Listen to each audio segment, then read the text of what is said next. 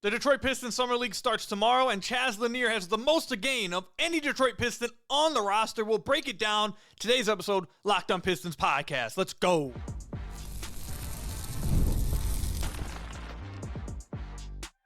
You are Locked On Pistons, your daily Detroit Pistons podcast. Part of the Locked On Podcast Network, your team every day. What's the deal? Welcome back to another episode of the Locked On Pistons podcast. Per usual, I am your host, Ku Khahil. I've been covering the Detroit Pistons for the last 4 years for the Locked On Network. I'm also been a credential media member over the last 3 years. I appreciate all of you guys, the everydayers, the ones who make Locked On Pistons your first listen of every single day. We are free and available on all your podcast platforms. If you haven't already, head to the YouTube channel at Locked On Pistons.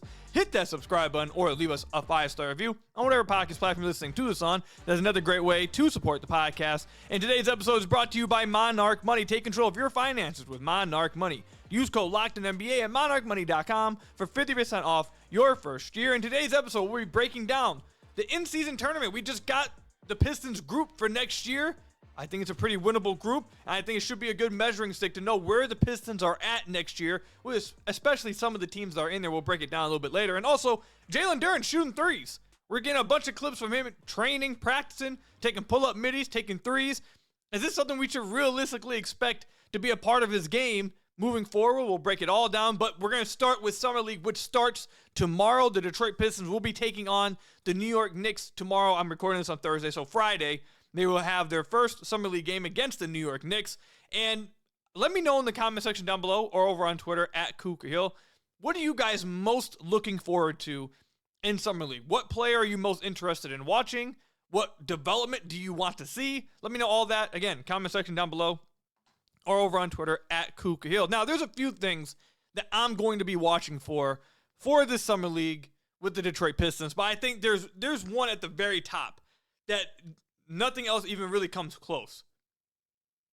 Chaz Lanier is by far the player I am most excited to watch, and I think has the chance to make the biggest difference in Summer League. Chaz was taken in the second round, and a week, 2 weeks after that, they lose Malik Beasley. Now, they have gotten Duncan Robinson back in a sign-and trade for Simone Fontecchio, which, by the way, Simone Fontecchio apparently requested a trade out of Detroit because he didn't play in the playoffs this past year. Well, if you would have played a little better, I'm assuming JB would have played you, but no hard feelings. Anyways, Chaz Lanier was drafted with the elite ability of movement shooting, being one of the best, if not the best shooter in his draft class. And the Pistons just lost one of, if not the best three-point shooter of the last season. If there's any player that has the chance to try to come in and fill that kind of need, it is Chaz Lanier. Chaz Lanier is an older prospect. He is not a young guy. He is not 18. He is not 19. He's not 20. He is an older prospect, played 4 years in college. For me, if Chaz Lanier is going to show that he can make an impact at the NBA level, if Chaz Lanier is going to prove that he was worth the swing in the second round and has a chance to be an NBA player, to me, you have to come out and play really well in this Summer League.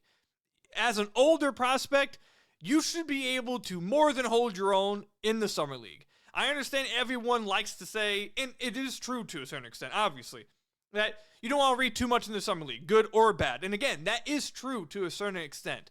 But when you are a 23, 24-year-old prospect going up against Summer League guys that aren't, most of these players are not in the league, if you can't hold your own against them, that gives some serious concerns about will you ever be able to hold your own in the NBA. You're not a younger prospect, a guy who still needs to get bigger, a guy who still needs to get stronger, maybe doesn't know the game as well, needs to learn.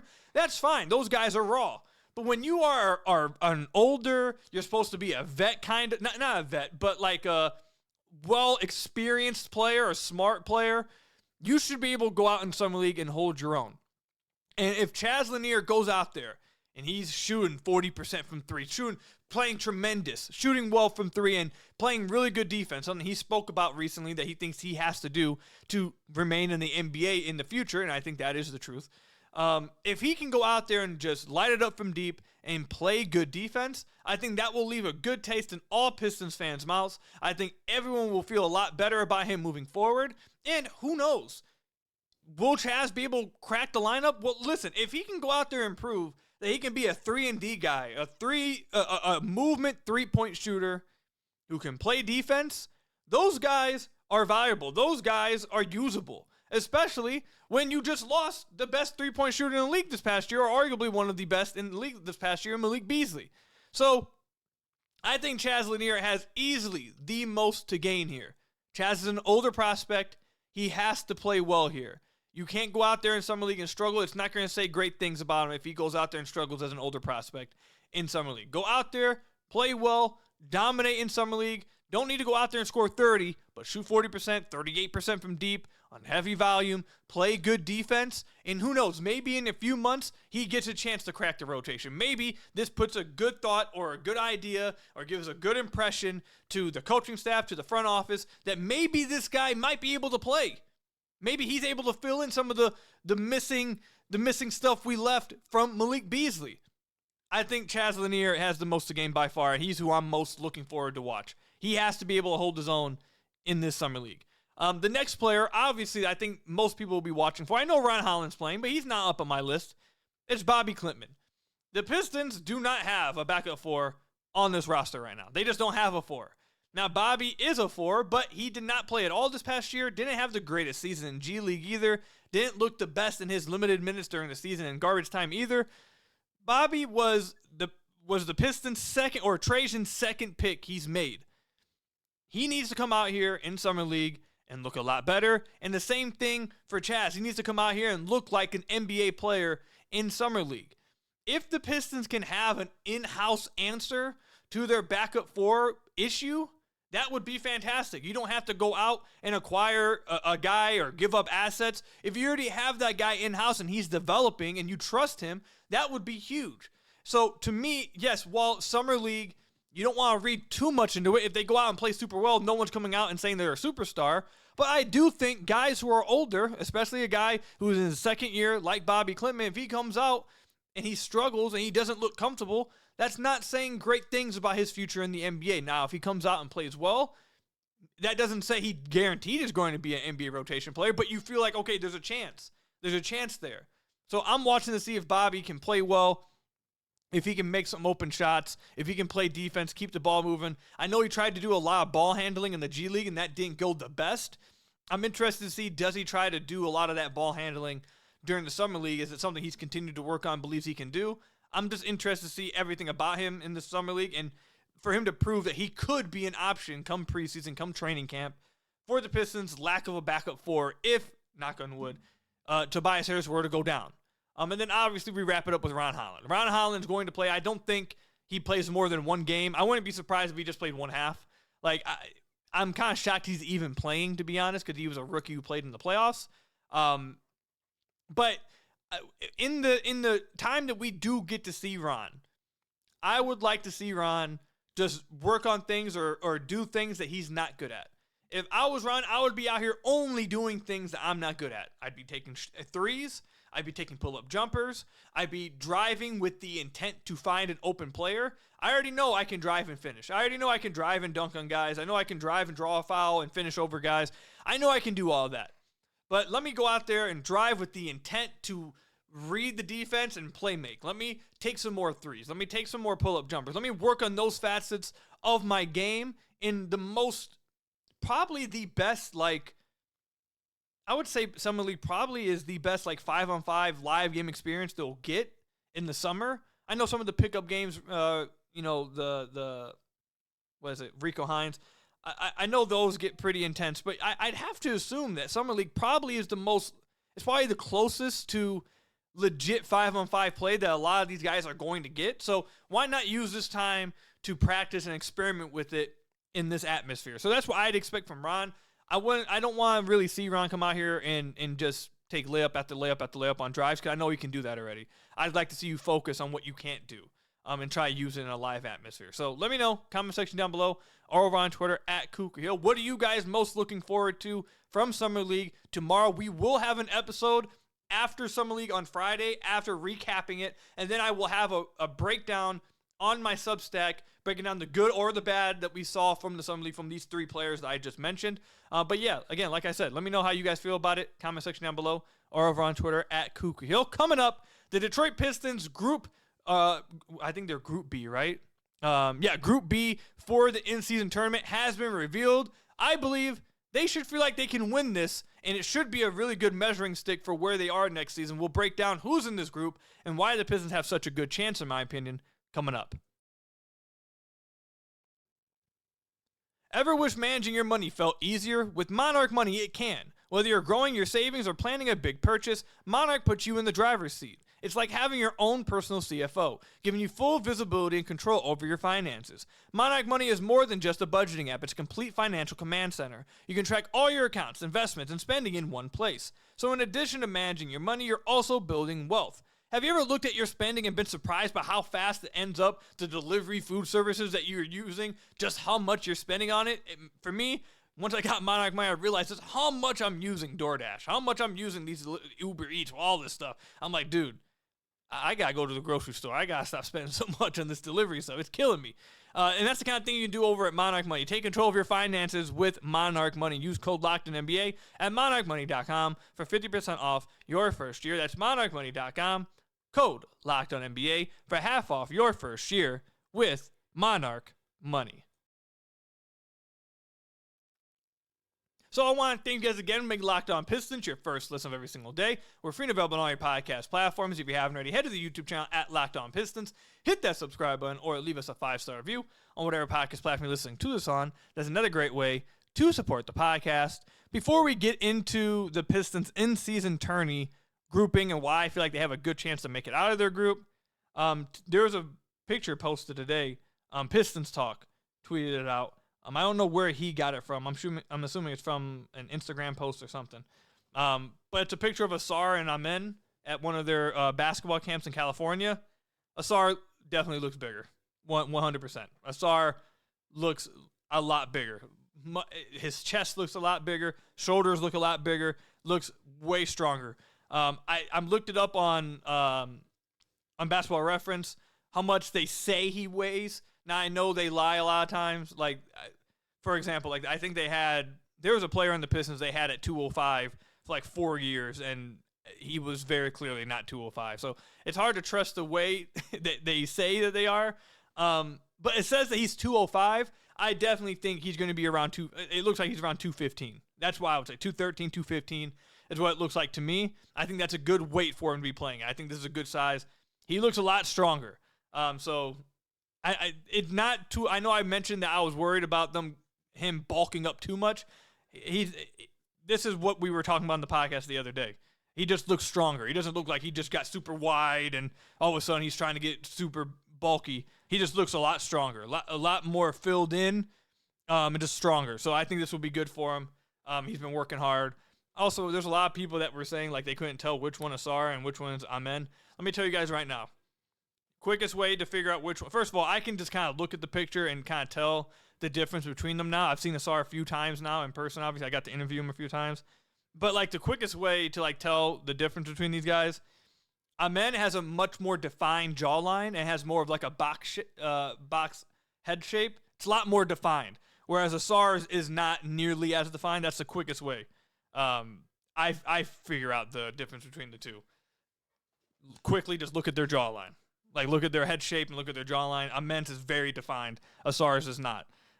So that's the quickest way. I think Asar also has, like, a birthmark on his right cheek that kind of gives you, like, a go-ahead on who's who as well. But I see a lot of Pistons fans in the comments like, I can't tell who's who. But that's how I determine who's who. But anyways, let's get into it now. Yesterday, the NBA revealed their in-season tourney groupings. Now, if you are unaware of what this is and haven't been aware of the in-season tourney over the last, I believe it's been 2 years now, right? 2-3 years. Just a quick breakdown, if you happen to not understand it. Each conference gets 3 groupings. It's kind of like a round robin. You play against your group multiple times. The team with the best record in that group moves on to the next stage. So the West has a West A, B, C. East has an East A, B, C.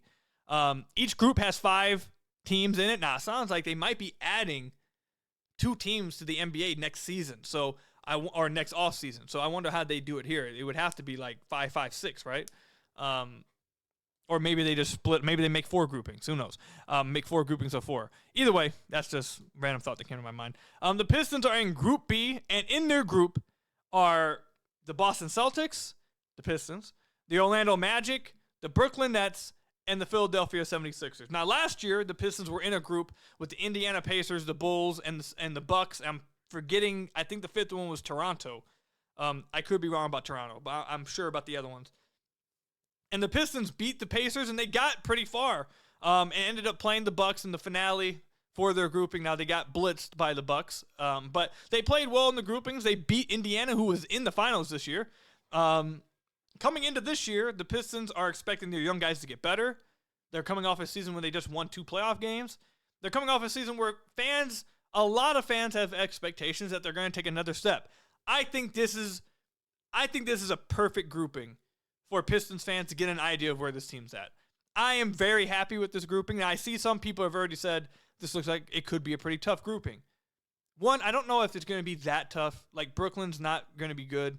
Philly, I can't trust Philly's ever going to be healthy. So if they are healthy, it could be tough. Orlando's going to be tough.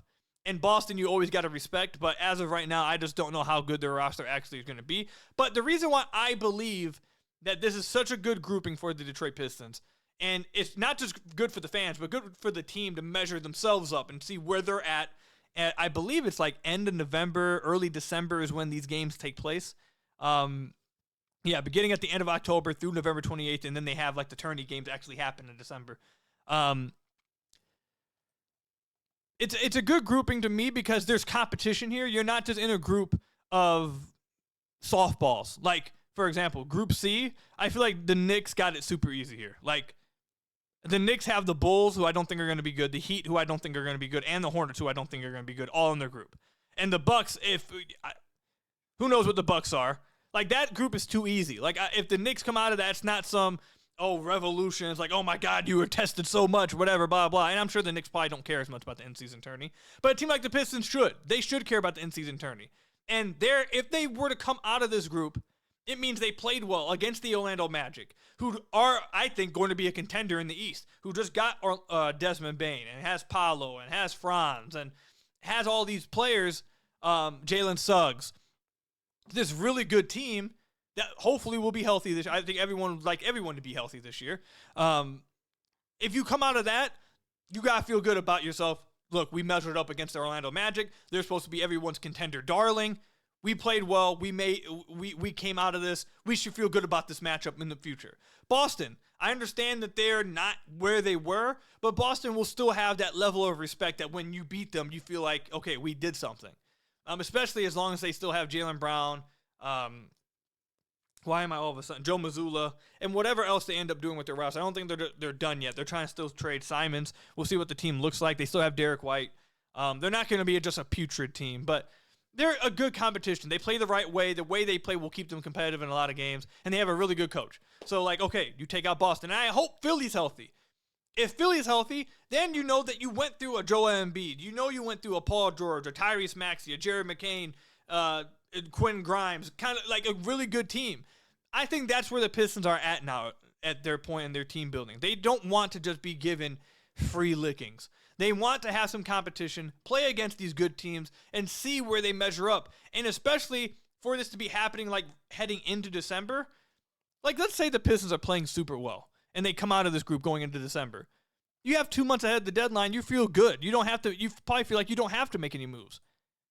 But if let's say they come out of this grouping and they struggle. Let's say they're not able to take down Orlando at all. Let's say they're not able to hang with Boston. They're not able to hang with Philadelphia if they're healthy, which I am hoping everyone stays healthy. I'd like to see all these teams at full strength.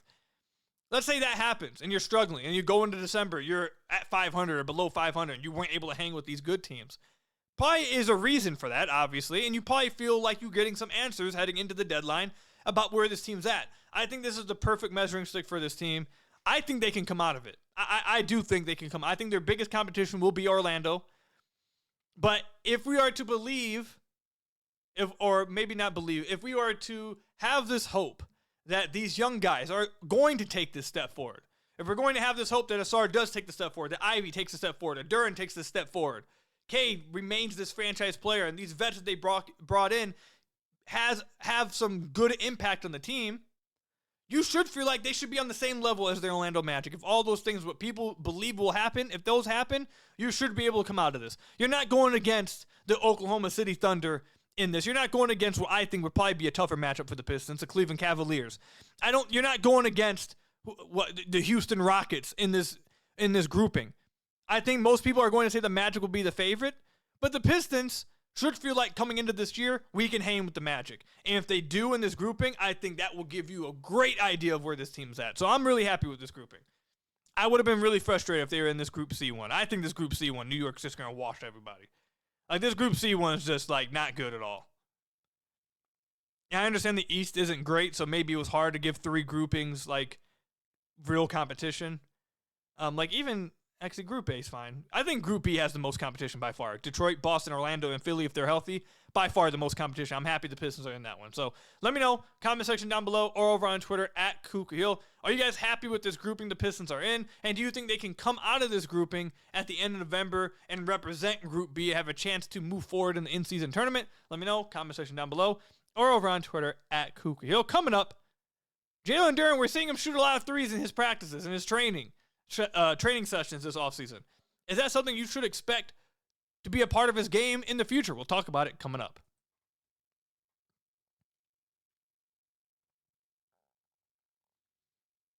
So I want to thank you guys again for making Locked On Pistons your first listen of every single day. We are free and available on all your podcast platforms. If you haven't already, head to the YouTube channel at Locked On Pistons.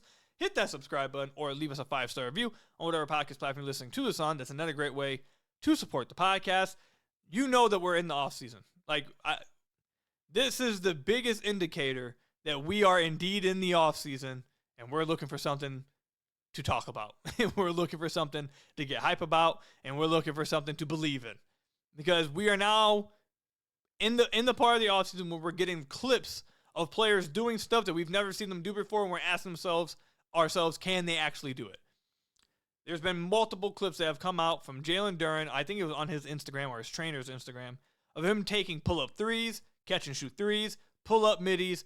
Seems like he's really working on it. And now everyone's talking about it. Everyone's asking, is Jalen Duren actually going to be a shooter this year? Is he going to try to expand his game this year? Is that something we can expect for him to try to do? Will he expand to the mid-range? Is this something that's going to be a part of his game? I have a positive and a negative takeaway. Or not negative takeaway. I have a positive, I don't want to say a takeaway. A positive outlook and a negative outlook. Let's start with the negative outlook real quick. We see these type of videos every single offseason from every single player. We see clips from Mitchell Robinson hitting step-back threes. We've seen, Pistons fans should be most used to it. Andre Drummond every single offseason had 5, 10, 15 minutes worth of highlights of him shooting threes in the offseason. And the one year he tried to become a three-point shooter, it went really poorly. So you're going to see clips like these from all NBA players. You should not be getting too hype about these clips, okay? I don't think people understand how good NBA players are when they're not going against NBA players on an NBA court. If Jalen Duren or if any player on the Pistons came to a pickup session against any of us, they would look like Reggie Miller. They would look like Steph Curry compared to us. That's how good these NBA players are. So that's the negative outlook. I would say no. Do not all of a sudden start thinking Duren's going to start shooting threes. The positive outlook, though, is there a chance he does? He does have a better chance of doing it than I'd say an Andre Drummond. One, Jalen Duren's form is a lot better than Drummond's. Let's just compare him to Drummond because Drummond's the one who had the videos every single offseason. People talked themselves into it and it never happened. That's the one he's going to get compared to. They wear the same number, whatever. Drummond's form was not very good. Jalen Duren's is pretty solid. His form's fine. He has good motion. The other thing, though, that I think is the most is if you want to look for a reason to believe that this could happen, there is something that should give you some hope. And that is if you look at his free throw percentage. His rookie year, he was at 61%. That's not good at all. Not good. His second season, he jumped all the way to 79%. Now, look, if a big man that shoots 79% from the free throw line, that's a shooting indicator. That's an indicator that they may be able to expand their range at least out to the mid-range area. Now, this past year, he fell back down to around 67%. But, look, 60 games of shooting 79% from the free throw line is not nothing. That's not nothing. And even 67% is better than his 61% his rookie year. All I'm going to say is that second season of shooting free throws, combined with his form, does give me a little bit of Okay, it maybe could happen. Maybe he's able to add that to his game, at least a midi. Because, again, his form is not bad. And he does have, I mean, what did he shoot in the playoffs on the free throw line? I feel like he shot a lot better from the free throw line. Yeah, he shot 83% from free throw line in the playoffs. Now, that was only a 6-game sample size. But even this past year, like, I didn't feel like he shot, I mean, I guess it doesn't matter what I feel like. This is the numbers. I didn't feel like he shot 67% from the free throw line. I feel like Duren has good touch on his free throws, evident by the fact he shot nearly 80% his second year. So I feel like that is a decent shooting indicator that he could do it. Am I getting hype over offseason videos like, oh my God, he's about to start shooting threes this year? No, I'm not, because we get that from everyone. We see Ben Simmons shooting threes every offseason. Like, we get it from every player. But Duren was trying to take some pull-ups in Summer League a few years ago, and he was hitting them. I've talked to some people that said he did showcase a little bit of a post fadeaway at times at Memphis. And we have the evidence of him being a good free throw shooter for an entire season in the NBA. So he has a better chance of expanding his range a little bit than some of the other centers the Pistons have had over the years. But I wouldn't be sitting here just booking it and thinking it's going to happen. It's really hard. Like, I don't think people understand how hard it is to translate that to an NBA game with NBA closeouts, with NBA fans screaming. It's so much different. So I wouldn't bet on it happening, but unlike Drummond, I would say it's not impossible. I think it's possible that Duren could at some point start shooting, at least from mid-range, and he's extremely young. This is part of it, having an extremely young prospect. He's only 21, so it's like maybe it takes a few years, but what if it happens at 24? He's not even in his prime yet. Like, he's been working on it for a long time. Even if he takes a few years with it, he's not hitting his prime until, 26? We're like 6 years away from that. So we'll see what happens. I do think he has more indicators than any other big the Pistons have had over the years that have tried to do it. I just would pump the brakes on assuming it's going to happen this year. But we'll see. Do you guys think Jalen Duren will be not a three-point shooter? I won't. Let's not troll and act like he's going to be a 40% three-point shooter. But maybe he's shooting middies. Maybe he's shooting like 10 to 15 feet away from the rim. Maybe he's shooting floaters a little bit more. Do you guys think that's something he could add to his game this upcoming season? Let me know. Comment section down below or over on Twitter at Ku Khahil. That's all I've got for you guys today. Thank you guys for making Locked On Pistons your first listen every single day. Free and available on all your podcast platforms. Appreciate all of you everydayers. Hit that subscribe button to the YouTube channel. Leave us a 5-star review, whatever podcast platform you're listening to this on. And until next time, I'll see you guys later. Stay safe out there. And until next time, peace out, everybody.